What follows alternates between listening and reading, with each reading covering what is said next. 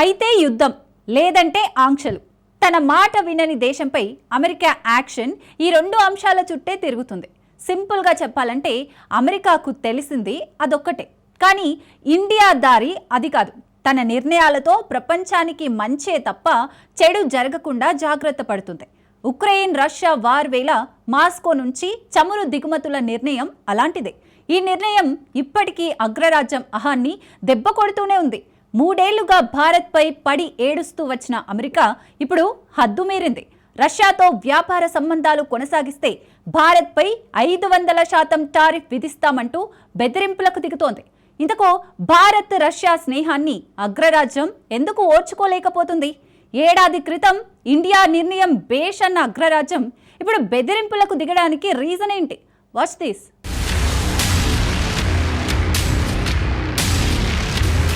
భారత రష్యా స్నేహంపై మళ్లీ విషం చిమ్మిన అగ్రరాజ్యం.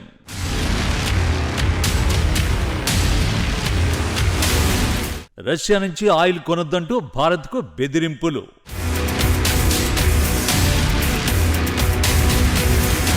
ట్రంప్ సర్కారు బెదిరింపులకు భారత్ ఎలా బదిలిస్తుంది? If you're buying products from Russia and you're not helping Ukraine, then there's a 500% tariff on your products coming to the United States.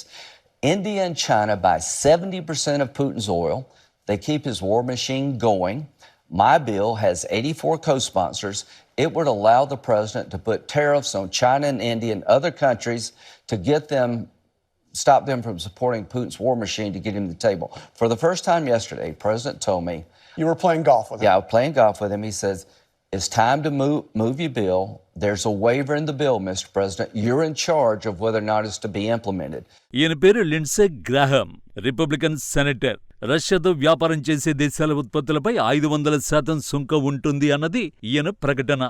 Bharat, China Moscow నుంచి 70% చమురు కొనుగోలు చేస్తున్నాయని, రష్యాతో వాణిజ్య సంబంధాలను కొనసాగించే దేశాలపై అధిక సుంకాలు విధించేలా ట్రంప్ మద్దతుతో యుఎస్ సెనెట్లో బిల్లు తీసుకొస్తామని తెలిపాడు. ఈ బిల్లు వచ్చే నెలలోనే ప్రవేశపెట్టే అవకాశం ఉందని పేర్కొన్నాడు.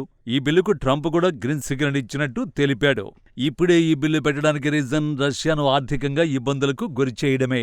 తద్వారా కాల్పుల విరమణ ఈజీ అవుతుందని ట్రంప్ భావిస్తున్నట్టు కనిపిస్తోంది. ఈ బిల్లు రష్యా నుంచి పెద్ద మొత్తంలో చమురు కొనుగోలు చేస్తున్న ఇండియా, చైనాపై తీవ్ర ప్రభావం చూపుతుంది.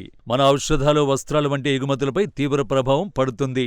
నిజమేంటంటే రష్యా నుంచి క్రూడాయిల్ దిగుమతులపై ఏడాది క్రితం ఇదే అమెరికా రష్యా నుంచి ఆయిల్ కొనుగోలుకు తామే భారత్కు అవకాశం ఇచ్చామని గొప్పలు చెప్పుకోవడం.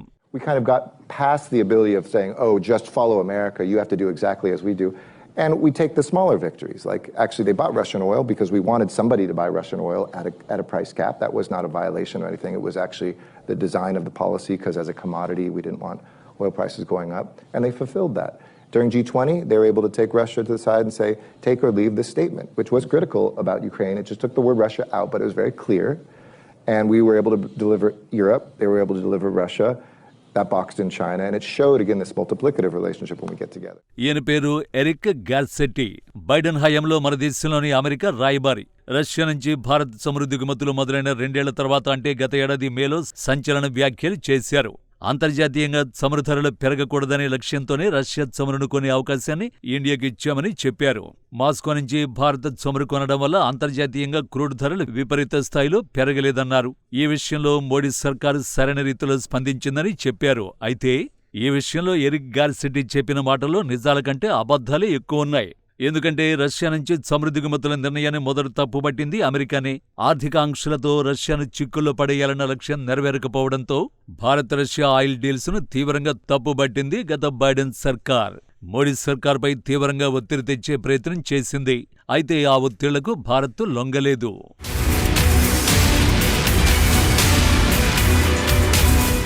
ఇంధన ఉత్పత్తి లేని దేశాలకు దిగుమతి ఒక్కటే ఆప్షన్. చాలా దేశాలు తమ విదేశీ మార్గాల్లో చాలా వరకు ఇంధనం కోసమే ఖర్చు చేయాల్సిన పరిస్థితి. భారత్ కూడా ఇందుకు అతీతమేం కాదు. మన అవసరాల కోసం సౌదీపైనే అధికంగా ఆధారపడ్డాం. కానీ ఉక్రెయిన్ రష్యా యుద్ధం తర్వాత రష్యాతో మనకున్న స్నేహం కారణంగా మాస్కో బంపర్ ఆఫర్ ఇచ్చింది. తమ దేశం నుంచి తక్కువ ధరకే క్రూడ్ ఆయిల్ సరఫరా చేస్తామని, ట్రాన్స్పోర్ట్ ఇబ్బందులు కూడా లేకుండా చేస్తామని ప్రకటించింది. నాటి నుంచి రష్యా నుంచి భారీగా క్రూడ్ దిగుమతులు జరుగుతున్నాయి. ఈ క్రమంలోనే అమెరికా, EU దేశాలు మనల్ని కార్నర్ చేసే ప్రయత్నం చేశాయి. రష్యా దాడులతో ఉక్రెయిన్ ప్రజలు ప్రాణాలు కోల్పోతుంటే ఆ యుద్ధాన్ని క్యాష్ చేసుకుంటున్నారని విష ప్రచారం చేశాయి. అయితే ఆ విమర్శలకు జైశంకర్ దీటైన జవాబు ఇచ్చారు. ఆంక్షల పేరుతో డ్రామాలే తప్ప అమెరికా, EU దేశాలే మాస్కో నుంచి అధికంగా ఆయిల్ దిగుమతులు చేసుకుంటున్నాయని నోళ్లు మోయించారు. చివరికి ఈ విషయంలో అటు రష్యా, ఇటు ఇండియాను నిలువరించడం అసాధ్యమని భావించిన అమెరికా సైలెంట్ అయింది. భారత్ తన దారికి రాదని గ్రహించి తామే రష్యా నుంచి ఆయిల్ దిగుమతులకు గ్రీన్ సిగ్నల్ ఇచ్చామంటూ గొప్పలు పోయింది. ఈ మొత్తం ఎపిసోడ్లో ఒక్కటి మాత్రం నిజం. రష్యా నుంచి చమురు దిగుమతుల వల్ల అంతర్జాతీయంగా చమురు ధరలు అదుపులో ఉన్నాయి. ఈ విషయం మన విదేశాంగ మంత్రి జైశంకర్ ఎప్పుడూ చెప్పారు. We've actually softened the oil markets and the gas markets through our purchase policies. We have, as a consequence, actually managed global inflation. So, frankly, people should be saying thank you. Service. Yes, absolutely. I'm waiting for the thank you. Jaishankar మాటల్లో చెప్పాలంటే Russia నుంచి చమురు దిగుమతులు చేసుకుంటున్నందుకు ప్రపంచమే భారత్కు thanks చెప్పుకోవాలి. Russia నుంచి చమురు కొనుగోలు చేయడంతో అంతర్జాతీయ మార్కెట్లో ధరలు పెరగకుండా చేసిందని, ఆ కారణంతో అంతర్జాతీయంగా ద్రవ్యోల్బణం అదుపులో ఉండేందుకు ఉపయోగపడిందని జైశంకర్ చెప్పారు. ఈ విషయంలో ప్రపంచ దేశాలు భారత్కు కృతజ్ఞతలు చెప్పాలని, దానికోసం తాను ఎదురు చూస్తున్నారని వెల్లడించారు. నిజానికి రష్యాపై ఆంక్షలకు ముందు బ్యారెల్ చమురు సుమారు $90కు విక్రయించేవారు. ఆంక్షల తర్వాత ఈ ధర $120 దాటింది. భవిష్యత్తులోనూ మాస్కోపై మరిన్ని ఆంక్షలుంటాయనే సంకేతాలు రావడంతో రిఫైనర్లు అప్పుడే భయపడ్డారు.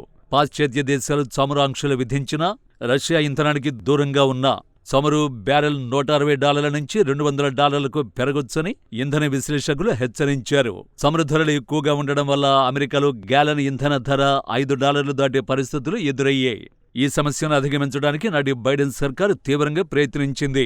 రష్యా ఇంధన ఎగుమతులపై నిషేధం యూరోప్ను తీవ్ర ఇబ్బందులకు గురిచేసింది. ఎందుకంటే యూరోప్కు 40% గ్యాస్ రష్యా నుంచే సరఫరా అవుతుంది.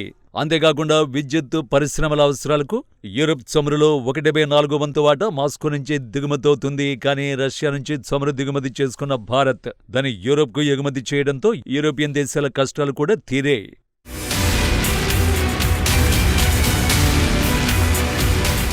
గత ఏడాది ఈ పరిణామాలను గమనించింది కాబట్టి భారత నిర్ణయం భేష్ అంది. ఇండియాకు తామే అవకాశం కల్పించామని గొప్పలు పోయింది. కానీ కుక్కతోక వంకర అన్నట్టు ఇప్పుడు మళ్లీ భారత రష్యా స్నేహంపై కుట్రలు స్టార్ట్ చేసింది. రష్యాతో వ్యాపారం చేస్తున్న భారత్ చైనాలపై 500% టారిఫ్లు విధించేలా సెనెట్ ముందుకు బిల్లు తెచ్చే ప్రయత్నాలు చేస్తోంది. తద్వారా భారత్ చైనాలను దూరం చేసి యుద్ధంలో రష్యాను ఓడించడమో లేక కాళ్ల దగ్గరకు తెచ్చుకోవడమో చేయాలనేది ట్రంప్ సర్కారు ప్లాన్. కానీ ఈ వ్యూహాలు వర్కౌట్ అయ్యే సీన్ లేదు. ఎందుకంటే అక్కడున్నది పుతిన్. పశ్చిమ దేశాలన్నీ కలిసొచ్చిన 3 ఏళ్లకు పైగా కొనసాగుతున్న యుద్ధంలో సింగిల్గా పోరాడుతున్న పర్సన్. ఇక భారత్ రష్యా స్నేహం సంగతి ఏంటంటారా? ఈ బంధాన్ని అమెరికా కాదు అంతరిక్షం నుంచి ఏలియన్లు వచ్చినా బ్రేక్ చేయలేరు. స్నేహం కోసం భారత్ ఎంతవరకైనా వెళుతుంది. అవసరమైతే నష్టాలను భరిస్తుంది. అన్నింటికి మించి భారత వస్తువులపై ఆంక్షలు విధిస్తే నష్టపోయేది అమెరికానే. ఎందుకంటే మన ఔషధాలకు ప్రత్యామ్నాయం అమెరికాకు అంత ఈజీ కాదు.